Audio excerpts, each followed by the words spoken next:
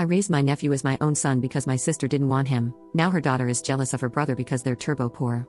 When I, 43F, was 18 and my sister, 47F, was 22, she became pregnant with my nephew, Luke. My sister and her then boyfriend, who is now her husband, didn't show any interest in Luke when he was born, so I took on the role of caring for him. I enlisted the help of my grandmother, who was a tremendous support and an angel, and she watched over him while I was in my last year of high school in exchange for me cleaning and cooking for her on the weekends. My parents weren't much help either. They would give me about $100 a month for Luke, and if you have a kid, then you know it's not much, so my grandmother and I were the only ones taking care of him. A year after I graduated from high school, I was kicked out with my nephew because my parents, sister, and her husband didn't want to deal with us anymore. My sister said she wished she had never given birth to him. I immediately went to my grandmother, and we visited a family law attorney. I obtained custody of him, and my sister and her husband signed their rights to me, so I will be calling Luke my son instead of my nephew. From then on, I lived with my grandmother, and while I attended community college and worked part-time, she looked after my son. It was a lot of work, especially when my grandmother passed away when Luke was 6. In her will, my grandmother left 90% of her things to me. This event prompted my parents and sister to reach out to me under false pretenses to reconnect and meet my son. However, the reunion didn't last long, and I made it clear to them that they could either behave appropriately or never see us again. My dad chose to genuinely reconnect with my son and me, and now we're close. On the other hand, my mom and I don't talk much, but she treats Luke kindly. When Luke was 8, both my sister and I became pregnant. That's when my sister decided she wanted my son back, and started telling him that my husband and I wouldn't love him anymore once my, in her words, actual son arrived. For context, my husband met Luke when he was 5, and we were already together for a year before that meeting. My husband treats Luke like his own, and we got married when my son was 7. We adopted him when he was 9, with his permission.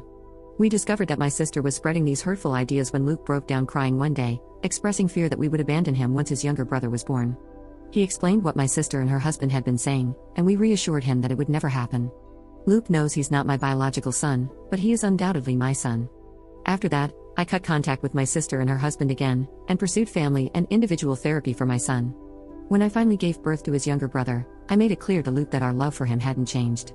About 2 years later, when my sister reached out, I decided to go low contact with her, with the approval of my son and husband. My husband and I live comfortably, while my sister and her husband sometimes struggle financially. My kids engage in extracurricular activities, receive the presents they desire, and go on a big family trip every summer. Meanwhile, my sister and her husband can't afford much. When my niece was around 9, my sister began making comments about how I needed to pay for this or that for my niece, and I told her it wasn't my responsibility. Although I gave my niece the gifts she wanted, and took her out from time to time, it wasn't even close to how I treated my own kids. Now, my second son is turning 17, and my husband and I were discussing getting him an affordable starter car, just as we did for Luke when he turned 17. Simultaneously, my niece is also turning 17, and apparently, my sister told her she would get her a car. However, my sister can't afford to buy her one, so she asked me to do so. I refused, explaining that I hadn't promised her a car, and it's not my responsibility to provide one. My sister got upset and didn't talk to me for a while after that. When my son's 17th birthday arrived, we surprised him with a car. A couple of days later, my niece called me, screaming and crying, asking why I hate her and why I can't treat her the same as her brother. Calmly, I explained that things were different, that her brother is my son, and while she is my niece, I can't buy her the same things as my son. I clarified that, as an aunt, my role involves birthday presents, Christmas presents, and showing up when it matters, nothing more. I emphasized that her brother will always mean more to me than she ever will. Despite my calm explanation, my niece continued yelling and accused me of being unfair before hanging up. Subsequently, my sister called to berate me about doing more. I pointed out that if she hadn't promised a car or my money to my niece, none of this would have happened. It's been a couple of days, and I'm receiving calls from some family and some of my sister's friends, calling me nasty names and some other things. I do feel a sense of guilt because my kids did grow up with more, and I suppose I could have helped more. So, am I the jerk for what I said to my niece? Update 1. To get some names in order, I will be addressing my niece as Emily, and my youngest son as Justin. 2 days after Emily's call, I decided to meet up with her. We decided to meet at a park that's a few minutes away from my home. When we met, Emily seemed normal but a little bit tired. I told her I didn't mean to hurt her in any way, but she needs to understand it's not my job because I'm not her parent. She said she understood that, but she was jealous that her brother and Justin got everything they wanted. I told her that first, Luke isn't her brother, but her cousin because of how things happened. Second of all, they don't get everything they want, they work for it. They get good grades, do chores, and stay out of trouble for the most part. I then asked her the real reason for why she was acting this way, as she never had a problem before this. She started crying, saying it wasn't fair that Luke and Justin get everything they want while she gets barely anything. She claimed that Luke lucked out in life by being adopted by my husband and me. She asserted that she deserves to have what my sons have, and that as family, I have to take care of her too. I told her that she is part of my family, but not my child. I do love her, but she's not my responsibility. I then asked her why she feels so strongly about it. She said that even though her parents take good care of her, she feels like she's just an obligation to them. When she sees how Luke and Justin were raised, she gets jealous because, in her eyes, we don't view the boys as an obligation. According to her, we are a family that's always together, always works through problems, and helps each other.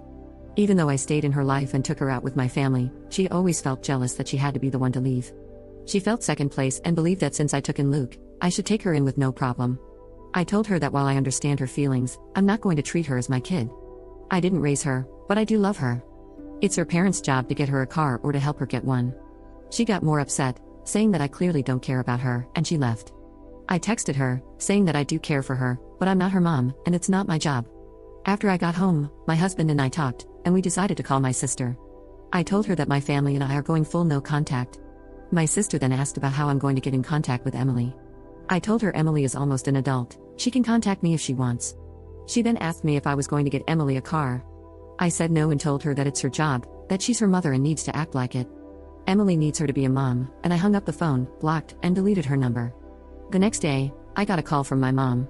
She believes that I should give Emily some money for a car if I won't give her one. I told her I wasn't going to do that and hung up because all it's going to do is cause a fight. I then called Dad and explained everything, and he thinks I'm right. Later, my dad called, asking if he could come over on Wednesday. When he showed up, he was visibly upset. Mom gave a big chunk of money out of my parents' retirement fund to my sister. This has caused my parents to have a huge fight, which led my dad to pack a suitcase and stay in a motel for a bit. Now I'm no contact with my sister and mom, and I'll be going low contact with my niece for now. Update 2. About a week after the post, I decided to talk to Emily, and we agreed to meet at my home.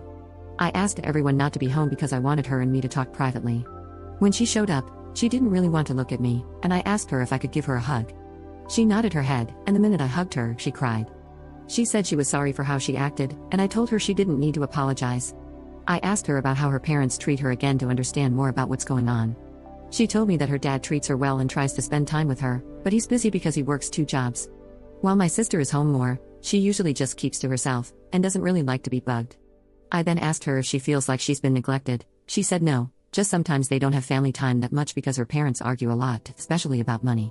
Sometimes her mom does make her feel like an obligation, but she knows that they do love her. I brought up her referring to Luke as her brother, and asked if she truly felt that way about him. She explained that she sees him as a cousin but thought that if she played the brother card, I might feel inclined to help her. So I asked her if she knew how I ended up adopting Luke, and she confirmed that she knew, and that her dad had explained what happened. Apparently, my sister sugarcoated it, whereas her dad told her the blunt truth, the complete truth. I then asked her if she would like to spend a fun day out with me on Saturdays. She got excited and expressed that she would really like that. So, that weekend, we visited a restaurant she had been wanting to try, had a good time, and then went to a bookstore because she loves to read, and I bought her a couple of books that she wanted. When Emily and I were supposed to have our second weekend out, I had to cancel because Justin ended up in the hospital. While at football practice, he got tackled, which knocked the wind out of him and caused a bad asthma attack. This happened on a Friday, and Justin stayed at the hospital until Sunday. Emily and I were supposed to go out on Saturday, and that morning I called her and told her I had to cancel. Before I could tell her why, she started yelling at me, saying I never cared about her and hung up the phone. I tried calling her back, but it went straight to voicemail. Then I sent her a text saying that I didn't mean to hurt her, but Justin was in the hospital, and that we can have our day next weekend, but I never heard back from her.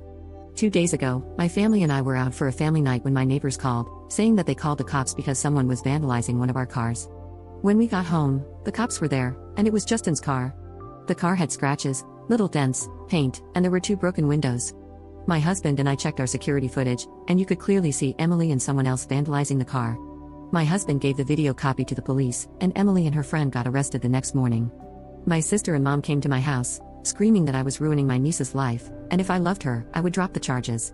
My husband is adamant that we don't drop the charges, and Justin and Luke agree with my husband, so that's where we stand now.